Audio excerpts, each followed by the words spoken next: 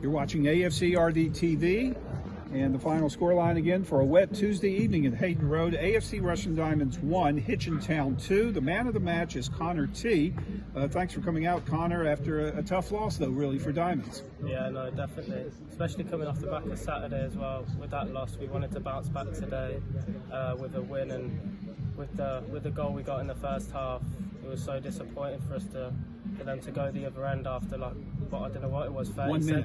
Yeah, 40 seconds, less than a minute. And then for them to equalise so early on, then going into half time, we then knew we had to bounce back and try and find the winner.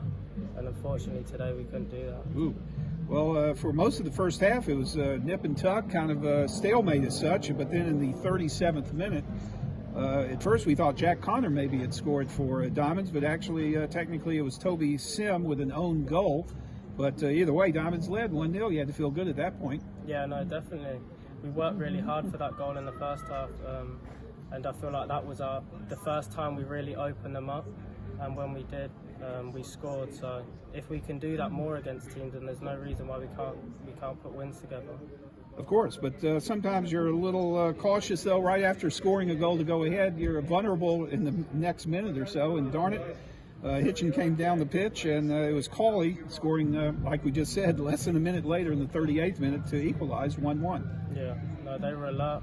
Like, one of their lads had took a shot, and he's followed it in, and he's put it away. So we need to be more. We can be more alert. Well, how was the manager at halftime, Andy Burgess, talking to the team? Obviously, he was saying that in the first half we done well, but we need to forget about that they've equalised now. Because obviously, I think everyone was a little bit down going in at half time.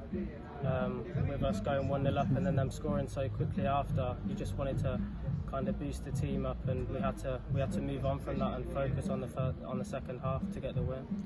Do you like playing on a wet pitch? I mean, it virtually rained the entire 90 minutes tonight. Yeah, the ball was very zippy. Yeah, it was. It is nice sometimes to play on a zippy pitch, but when the rain was coming down, it was a bit much. At least it was not sweltering heat like it was Saturday afternoon at Basford. But the only scoring in the second half comes in the 62nd minute after a rather unusual penalty call on Diamonds from a free kick.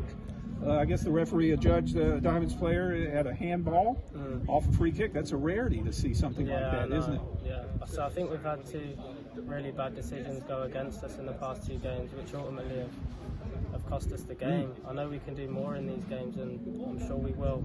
Going forward, we'll definitely put wins together. Hopefully so. Put points on the table. Well, you're still one of the new young players for Diamonds, and how's it been so far with you?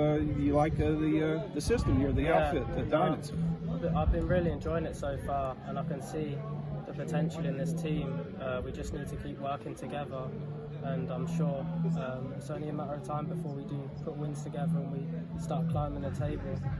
Hopefully so. Well, this is my first time to interview you on AFCRDTV, so traditionally I ask a new player, who is one of your favorite players growing up as a young lad, and maybe do you support a big team, one of the teams in the Premier League? My favourite player growing up was probably Iniesta, Barcelona. Yeah. Oh, right, for Barca. Yeah, then I'm an Arsenal fan. Okay, so you're a Gooner. Let it be known you're a Gunner. Well, they're doing pretty good so far this season. Well, we wish you the best of luck. Next up is at Alva Church. That's going to be a tough test. Your early thoughts about that match? Yeah, no, definitely, and it'll be a tough game. Like any team in this league, every game's going to be tough. Every game's different, and we'll go there aiming to get the 3 points. That sounds good, Connor. We'll see you Saturday. Thank you. Cheers. AFCRDTV, we're here at Hayden Road after tonight's defeat to Hitchin. I'm joined by Diamonds manager Andy Burgess. Well, Andy, it's another game where we've gone a goal up and then we're left wondering how it's slipped away. Yeah, similar. Feels similar to Saturday in terms of the goals. You know, you go ahead. Thought at times the first half we did okay. We passed the ball quite well, but out to full-backs, which is what we said we needed to do against a 3-5-2, pin their wing-backs as far back as we could, and I thought we did that. We perhaps didn't use the ball well enough in those positions, but I thought we looked like we knew what we were doing at times. We've had a great chance with Jack Connor early doors. They've had 1 or 2 chances which, you know, they should have scored. but we sort of hung in it, and we did okay first half, and then we go ahead with a decent little bit of quality. That's all it took, a little bit of quality from Connor T, Connor Furlong, and Nathan Hicks, ball across the front, and Jack Connor gets in and gets his goal, and you think, right, get through to half time 1-0, and it's a decent first half, a real decent first half. But conditions, following at both ends, it happens. As I say, with the pitch as well as it was, and they've got back into it. And then second half, I was far too far away to see it. Some people have just said that it wasn't a handball. If that's the case, it's a diabolical decision. If it was the case, then I'll accept it. It's a really difficult one. I've just said to the players in there, I hate the fact that you have to be more aggressive with the referee, and you have to ask for more, and you have to shout and scream and cry and roll over, but it seems to get people decisions in this league, so we perhaps have to be a bit more like that, and that's something we'll be looking at. Well, Hitchin, I think, to be fair to them, started the better side. They had a lot of the ball. Both sides had their chances. They probably had the better of them, but we got that goal with a little bit of quality, as you say. But it was just a shame that we conceded the equaliser so quickly afterwards. It's a common cliche in football. You're at your most vulnerable when you've just scored, and unfortunately, that's come back to bite us. Yeah, 100%. It would, as I say, it was a decent underscore if we can get through to the half time. If we can get through to half time at 1-0, as I say, it's a good first half. But it probably, I said to the lads at half time, if we'd have come in at 1-1 and they'd have scored first, or they'd have scored, 5, 6, 7, 10 minutes after, it wouldn't feel so bad, but I think it just felt like, it was a sucker punch because we'd just gone ahead, so it got you even more sort of frustrated. But we had to dust that off and get rid of that feeling and that thought process, and try and come out in the second half and get the next goal. That was really all important one, and we never got going second half. We didn't get hold of the ball well enough. We didn't pass it well enough. We didn't get it in high areas well enough. We had one or two half shots, half chances, but nowhere near good enough second half. You went with an unchanged team and the same formation to Baseford over the weekend. What was the thinking behind that up against that Hitchin back five? Well, there was one change with Ryan coming in for Courtney. Sorry, of course. Right. But yeah, obviously Ryan finished the game at Baseford. It was to get the fullbacks on the ball, really.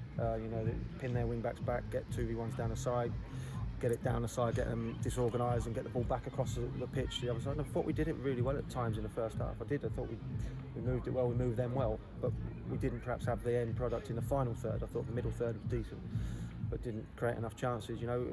Again, Jack's gone through early doors and could have been 1-0, and maybe it would have been a slightly different there, but he's got his goal in the end, and we just come away again frustrated, and but we've got a big weekend ahead, as we've said, 2 games in 3 days, Saturday, Monday, and we've got to get rid of this result in terms of disappointment and under frustration, and try and pick ourselves up and be ready for the weekend. It's another game where we've gone ahead but gone on to lose the match. Do you feel that, although it's very early in the season, game management is becoming a bit of an issue? Perhaps you need a bit more experience in your squad? Yeah, quite possibly, yeah. I think we need, as I've said, having said that, they're a young team, they're a young side, and they still had people asking for every decision, and that's not a negative. I'm not being negative about them. That's, they've won the game tonight, so I can't be critical of that. That's fine if that's how they want to do it. But we've got a young side as well, but we need more voices. We need more men out there. Whether that's if we haven't got it, then we'll have to go and change some players to make sure we have got it. And we'll be speaking about that ASAP. Well, the good thing is there's always another game around the corner, and it's another quick turnaround as we go to Alpchurch this weekend. Now, they lost this evening, but they are a hybrid full-time side. They've got some players that are training there full-time, so that alone means that they are going to provide a good test. And of course, we saw how good they were last season, so a big test ahead for us. Yeah, every game's going to be tough in this division, 100%, and they'll pose different threats to what Hitchin have posed tonight. As you say, they're full-time, so you'd like to think they'd be fit, or hybrid, whatever that means. So you'd like to think that they'll be fitter and more organised. But I just think we need to focus on ourselves and what we do. There was time, individually. I said at half time, I felt if everybody individually gave themselves 2 or 3% more, we'd be okay. And I don't think we did. I think we went the other way. I think we stepped off it. I don't think we were 2 or 3% better. I thought we were probably 2 or 3% worse all over the pitch, and that's a frustration. That's a disappointment. We've got a young group in there, so we have to we have to, you know, tread a little bit carefully and things like that, because, you know, we don't want to lose players. We don't, in terms of mentality and things like that. But 100%, they need to be told that they need to be better. They need to perform better, and we'll certainly be looking at everything on Thursday and trying to help them. That's all we can do, me and Chris, and try and help them, and we'll do that. And listen, it's 3 games. Marty's just said to me, if this was in the middle of a season, it wouldn't feel so bad, but because it's the first 3 games, it feels awful. But all we can do is stick together, get our heads down, work hard, and try and get a result on Saturday. Just lastly, you've got a bit of an absentee list. Jensen Cooper was missing tonight. Courtney Lashley wasn't ready to come back in, and obviously Connor Furlong had to go off a bit later on. Can you give us some updates on those players at all?